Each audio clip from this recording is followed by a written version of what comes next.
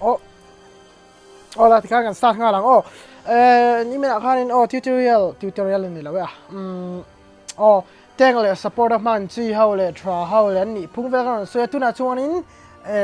teng le support of man chi how le ni phung khan mai kan ya kai khani comment na po so akai hi maintain ka hian support agin mang tur ni maintain ka chuan ane ma hi second tank ka hian mang tlang puya a support playing zo ka hian chun akai hi tun thlangin ala ni ya tournament MPL tournament ate Philippines le indaw hian lawm ma second tank ka hian in atra ma sa ultimate as norbe hi atra ma hi eternal enemy a kimi te ting vel hi main source power nom chonin aka hian van norbe sakthina le a ganking potra ma aka hi pick run ani ya second tank ka hian chu nya tha ka ron soi ma ya chonin chu ani ya kagan me ka chu acha ka tiper ke chonin second tank ke chon ma se purify tlem time purify lak nem chonin tlem tin aka hi bam deu te ka sai dua chura chonin magic lo magic kan soyanga me chau he me chaman tla khau he kan soyanga me cha hianin ai kan muang hianin khoya nge me cha chonin ama saber tan chonin tun season na OPMM cho Valerie hini Valerie ben ron ta po ni chan cho ama sign Valerie he season 14 ma khan Valerie chuti MM kan mangla salo ni chaklo ti me yang chuti MM na chaklawa kan mangla reng boka chon tuna chonin season 14 en Valerie ron buffa mobile zen ti chak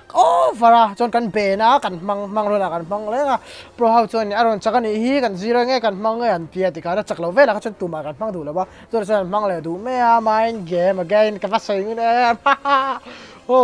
chon in vele he ka sai dong hana chak ma hai magic hawani ta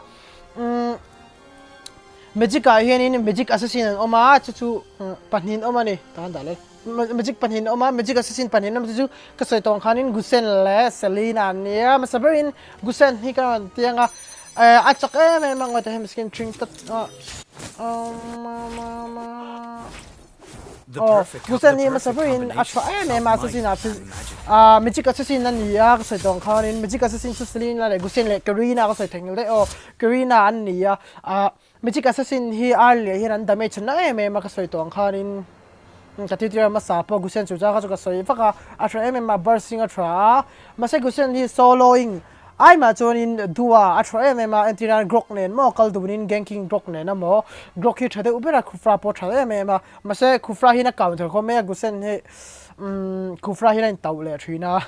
chu ni ya gusen he chorin min star hi na counter thei poka chu ni ya gusen he chak ma magical assassin how chu an early and damage na thunga chorin magical assassin hi an har poka ni mang chon pakhale chu selina ni ya selina hi gusen hi chu ka so dongan grok ne na kal adhuaing zo kan ya selina hi chu aroma zo kan ya aroming zo mid lane hero ani lawa selina mid lane pa naman thei tawa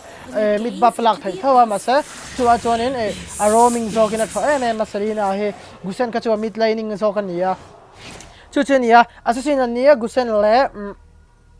Karina le Selina he magic kan ni boka chu ni ma an har ma Selina pe chu manga har le zolin ka fria ke ma zonin ma se ithiam nu chonin na ole men thunga ti ra chuni boy ve nak dona adame chana ma Selina po hi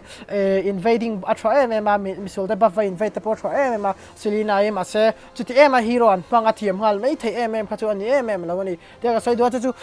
chon Karina hi tin Karina hi mang kan lo deu nuala apoito Karina achak to lutuk lawani season 14 13 12 akharin achak to lo tuka tiang khan ya Karina i buff ma moin ka ria achak to lo tuka chu amate pui gusen le Selina OP over box ya Karina chuti mina chak to lo ti ka sai duwa a thei chuanin tun trum chu tun season ta chu Karina chu mang a trovak lawa assassin thawani ya magic assassin ni ya chuanin ole tuna chon magic assassin kan soi towa magic how big ka chuanin tuna chuanin assassin ni keros magic ni thausi ma se assassin ni kerlo ma se che zung che zung how kan soi do ni chuanin tuna op bra chuanin Esmeralda hi ania Esmeralda hi assassin chu ni lo ma se magic chu ni thawa che zung a chak ma chu ka ti me ang chon mang har tu kan ni lawa che zung assassin chon ma se magic chon che zung chuanin ta hianin adang le chuan heritage ni le boka an muang hian in heritage opm ma cha zung boka heritage country ta gina chak boka be nun te pon ya small da heritage sung ni le wa chuan magic chuan an cha zung an chak mid laner ve nia chuan mid laner hi pani pick chin ni lo mid laner pakhat kan pick chuan in side laner assassin pick to mid laner pani chuan in khoim zok a che thina chu ania ma chuan mid laner ve kan la nia chuan in pakhat le chu where Harley here ni boka Harley po he assassin chu ni lo na chungin poka nia an che zung thaya magic ka jon Harley pe chu one loka nia tu Harley hi tu season an mang khat na to na san chu a chak lo ni lo wa chak ma mang khat to na chan chu Harry to oma Esmeralda on boka ai chak anom hema wang hianin mang khat ania ma se ala chak rang thawa Harley he te me yang chu wang chuanin ala man tlar du ma se ai chak ai man tlar zok mid laning a thazok Harry le Esmeralda te nam wang hianin value nen hian chu wang chuan a pick a hlo to wak lang chungin ala thala tuk te soi do a chuanin value po hi ani deu to a tun si an pa fa hianin ka soi tong khan value he mid laning le cha zung ve thei to a chuan pakhat le chu garita hi cc tro ama po ka soi dong khan magic ka chuan assassin chu ni lo me cha zung cc nei tro bo zana pacific over po wa ke garita po hi ka control a tro mid laning chu ania ma ta time cool down nei chede u shat theya chu ania garita po chak khop me a mid laning le a ka control a thkhop me ke na garita po mangania chu ania chuanin ai cha zung the chu cheng po hi oi no chumi ni lo ki cheng he ka se tong khan Harley Heritage Esmeralda Valier Portal tong niang chu ti kha ni a cha zung the an chak ma an life stealing portrait damage and pure damage chuan a par ne khop me cheng hi a man thiam pe chuan tu na hin opil tu a man thiam pe chuan tral tu ka khang hau ni ta Kerita Portal ka ti kha chuan mai kala ne mo kagura hi mana chang to in mana pe ka chuan archeo lemon kan hrewanga kha pe ka chuan mang bon ko me tuna jon tlem tin nerve deu ani to Esmeralda le heritage an lu alan to kagura ma se ala che a chengai reng lowa ma se ma chak over kha chuni to lo ma se a chereng Harley yang dewin a chengai lowa a tharenga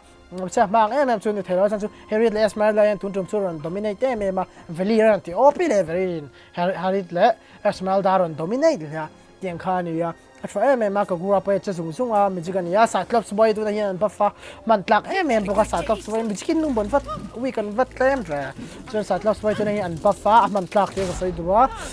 sa clubs boy chak tuk chuan Ellie Sport cha zung thaya Ellie Sport chu an den thai khop me pro how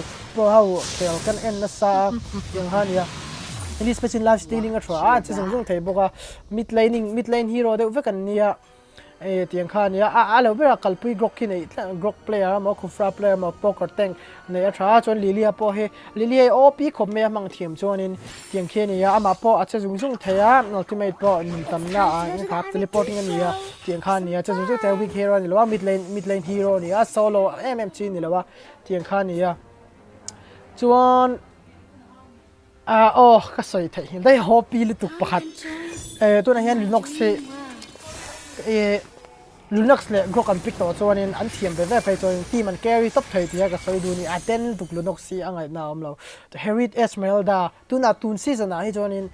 Linux Heritage Esmeralda hian op khop maya value hin ron ti op thar le chu ni ya mid lane hero a chuanin ti hian grok nen an kal tak pe Heritage po grok nen Esmeralda po grok nen ti khanin pick up chon grok nen a pick up chonin a team carry pop thei tu an rotating a thot team carry pop thei tu ni Linux pai op khop maya chu ka soi du boka chuarin soi lo ka ne mo loko zonglam thatiam mala tuna hianin Linux ka sodong op kimi ka soi lo ka kimi hi marksman a kimi ka soi ang mase marksman a kimi ka soi me ang mase ka soi lok ta kimi he tuna hian marksman a hianin a op per mai thaini ti tun season a tak chuan ka ti thei lo marksman a kimi ka chu kan soi anga chon nana ta chu kan soi to a chon Exactly a soloing portra a ganking a trapo of Zaxi Sunzo a pop and tam cop me a lawm cop me a man clack cop me Zaxi a cello from Diego Saidu Boca joining a soloing a track a ganking portra boca a chacom me masemang team the full at to and then be cop me to Junia again no but weak here on the clam the throw joining thang au khat che zung deu a chuanin mania han handle the chuan nia chuan tuna chuanin unpeer damage a vai stun theyang chi crown stunning how nei a Guinevere khat sai lock anga Guinevere solo side lane and ya Selena ang dewin assassin in side lane in a fighter role in a thaya a kha control frame and boka mase peer skill takta ngai ti kha kasoi duwa Guinevere hianin chuan Guinevere poi man tlak khop me a tha Harley ai na thain ka zogin ka hria Harley ne te tai lamo Harley ai na man tloka side laning zoga chuan Harley ai ka du deu zoga Guinevere mase peer skill takta ngai ka hria chuan tuna chuan inใช่ไหมกันไหนมองข้างหัวขานินแล้วก็มีเสถียรมั้งล่ะอะไรตัวน่ะช่วงนี้โอเคซุ่งเรามาเซดามจน่ะเลยอะคอมาดามจน่ะนมทุ่งอันนี้แต่ช่วงนี้โอปีเตอร์เลยตัวนั้นไม่น่าปอนพิกรอนกันติดหลังตัวน่ะให้ฮีนรินเราได้เนี่ยกอดโปรอันออกมาเซเต็งกันชาเดวbabysitter ตัวอันนี้ไง babysit ปุยตัวอมเดียวจู่ปุยหลังตัวเต็งกันไงมาเซกอดที่โอปีครับเมื่อตัวน่ะเฮียนินอะดามจอ่ะอัสตันนิงสกิลวันเฮียอัตราก็จะสกิลวันเปอร์ฮินิงก็เสียจน ultimate ที่ก็ใส่เราเท่เราไงจู่อัดจักมาจู่เนี่ยกอดที่ babysitter ตัวเลยกอด pro อันนี้พัชรินที่มา carry เท่มากอดเอาปีเบอร์เข้า control จะจุ่มเท่เราจนจะมีส่วนจนนี้